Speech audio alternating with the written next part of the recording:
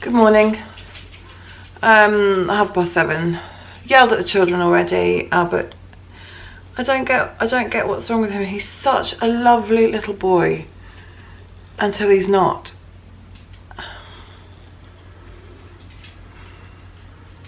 Feeling a bit despondent about that at the moment. I get it. I know school holidays, they get indulged, and it's about sort of sorting them back out and reminding them that they're not the centre of the universe, but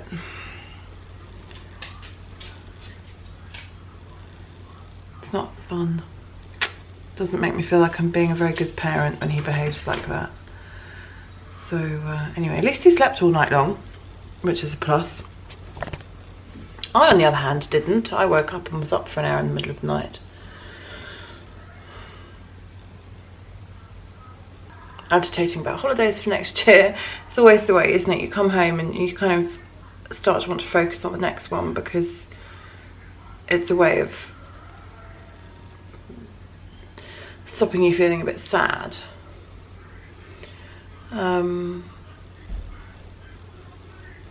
But Paul and I differ between value for money and what can actually be afforded. He quite rightly says, and I 100% agree with him, that you cannot, for value for money, you cannot beat Florida. You just can't. And I completely and utterly agree with him, and it's my preferred place to go. What I can't quite at this point in time get him to see is that you actually have to have the money in order for it to be value for money. And that's proving to be the sticking point. And then the other part of me is thinking we shouldn't be looking or booking holidays at all at this point because we're all too invested in the last one still. It was such a huge part of our lives for so long that nothing is going to be right. And then, money aside, I think, well, is Florida, even, you know, on a budget version of Florida, is even that the right thing to do? Because we're constantly going to be comparing it. Maybe we just wipe the floor and don't do anything. We just take loads of days out, stay in the UK. Kind of edging towards that. I think I'd rather save the money, this supposed pot of money that we have, imaginary, and maybe go again in 2 or 3 years and do it really, really nicely again. I don't know. Anyway, you can tell I'm not really bright and cheerful this morning. Sorry. I'm hoping for a fairly quiet day. I will only have one child around. All the 3 of them are going back to school now. I'll only have one around. Luke's not working today, so I'm hoping for a little bit of quiet. I could really do with it, actually. Put it on! They fitted just fine yesterday. But now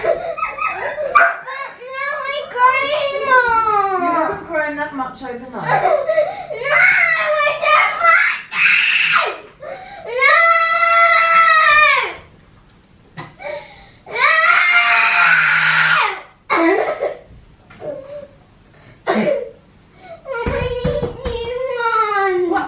Okay, fine. I appreciate you may need new shoes. What would you like me to do about it right now? No, neither do I. Is you kicking and screaming helping? No. You can wear those or those. Those are your choices. I am going to go and put this box in the recycling bin. If you have no shoes on, then you will have to go in your socks. No! Come on, we're leaving. I need my shoes on! You've had plenty of time. No! Come on, we're leaving. No! Only one shoe is on me! I'm aware of that. I can see. Go and get in the car. No, I don't! I want my other shoe on! You can put it on when you're in the car.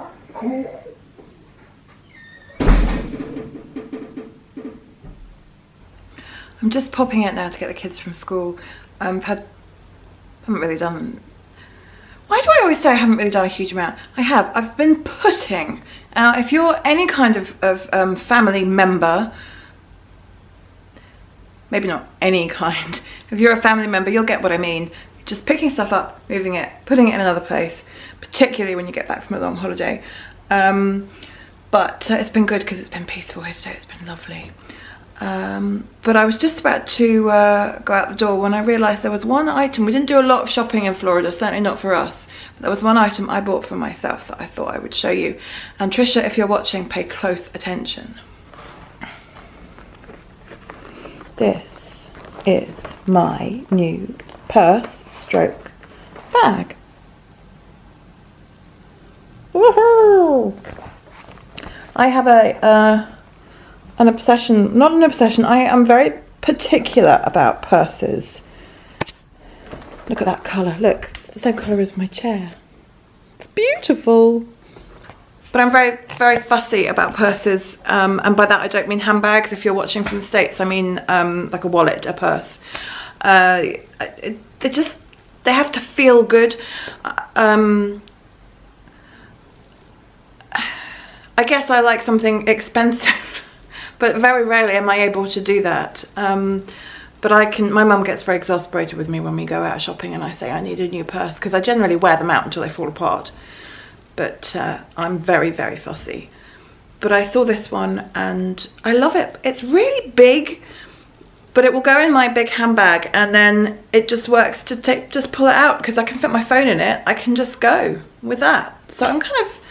I've used it for the first time today and I'm kind of enjoying that, so I thought I would gloat. Sorry. I didn't take you shoe shopping. I could come up with some fancy excuse, but actually I just forgot. However, we are going to show you the shoes that we have purchased for an obscene amount of money. Ooh,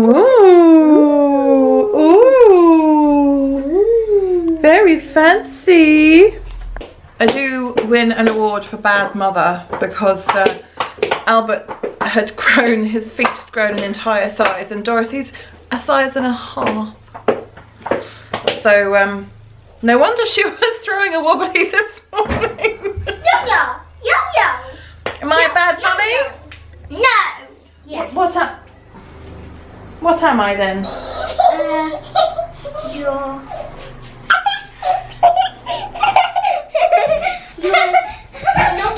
not a good mummy, you're a great mummy. Oh, Albert. You're a fabulous mummy. Why am I a fabulous mummy? Because... You love her. No, because you guys make it easy. Dorothy, I'm trying to say something. To be a mummy. You guys make it fun. When you're horrible, it's not much fun being a mummy. When you're lovely, it's brilliant. So if you remember, before we went on holiday, I knew that we would all feel a little bit blue when we got home. So there were various gifts, and Albert has found one. It says open after Florida. It does, it says open after Florida. Come over here. Come all the way down the end. That's it.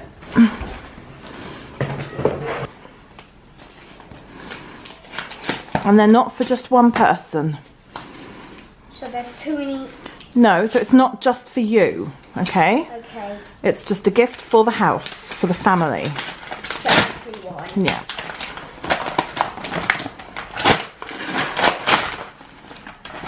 Angela May. Angela May. Angel May. Angela May. A Tale of Trotter Street. Do you remember? Yeah, do you remember the book Wheels? Yeah. Yeah, and the one about the digger? Yeah. That's the same series. What about the cement one? Yeah, that's the one I mean, sorry, the cement one. And Dogger was written by the same lady. Oh yeah, Dogger. Dogger. I forgot about Dogger. Would you like me to read it? Yes, please. Right now? Yeah. May Morgan lived with her mum and dad and her big brother Frankie in the flats on the corner of Trotter Street. The flat where May and Frankie lived was on the 3rd floor. There were a good many stairs because there wasn't a lift. and Mum got tired carrying up the shopping. May got tired too. She wished she could be carried like a shopping bag. "Carry me," she moaned, drooping on the banisters at the bottom step. But Mum couldn't carry May and the shopping. May was much too old to be carried anyway. What else is Mummy carrying? She's carrying the shopping. And a baby in her tummy. Baby in her tummy, well done. Mrs. Foster stopped playing the piano. All the children stopped singing, and everyone looked at May. May held her arm where it was hurting. She stuck out her bottom lip and she wanted to cry. But she didn't. Instead, she climbed up onto the chair and went on singing. The stars in the bright sky looked down where he lay. A little Lord Jesus asleep in the hay. Then all the people in the audience smiled and clapped. A special clap for May for being so brave and not spoiling the play.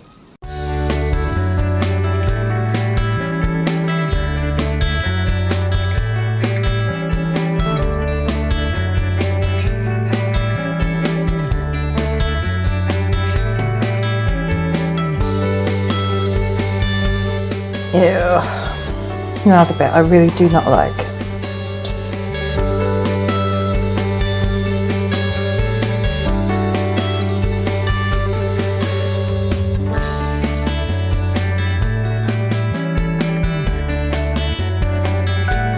Right, you look like you're about to collapse in tiredness, my darling.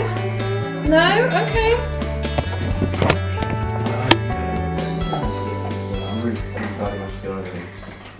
I forgot to bring in my washing, so I have to go out in the dark and get it in.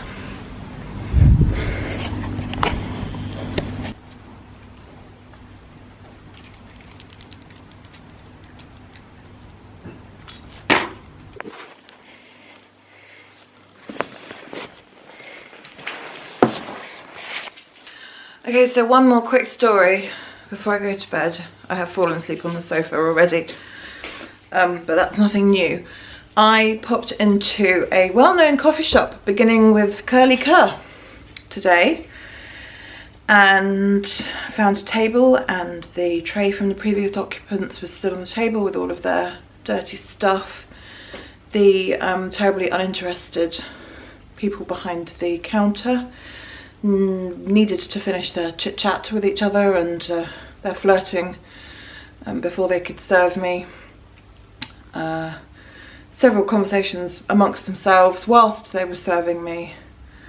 I then carried my tray over to the table, which my mum had very kindly cleared, and the floor was absolutely covered with crumbs. Quite clearly a toddler had sat there and decimated a croissant. Not that that's the toddler's fault, but all I could think of was, well, we're not in America anymore. And it makes me sad. Oh, and that was the other thing. As we were leaving, one of the girls that had served me was coming back into the cafe. She'd obviously been serving somebody outside. And she clearly caught our eye because we crossed literally over the threshold. We crossed each other's paths. Nothing. Whereas in America, in Florida, that would have been a thanks so much, have a great evening. Nothing. Not even a smile. Just think, how difficult is it? Do you not think a job would be less fun if you treat it like that? Would you not want to interact with people? Does that not make life more interesting? Clearly not. But anyway, just goes to show one of my least favourite things about this country and one of my most favourite things about the States. Although I do accept I actually only really have Florida to go on because I don't know anything about the rest of America at all. But maybe one day that will change. So that's my little I'm tired waffly story. I'm now going to say goodnight because actually I'm not entirely sure whether I'm going to share this with you when I come to edit, but actually I really need a wee. So good night, see you tomorrow.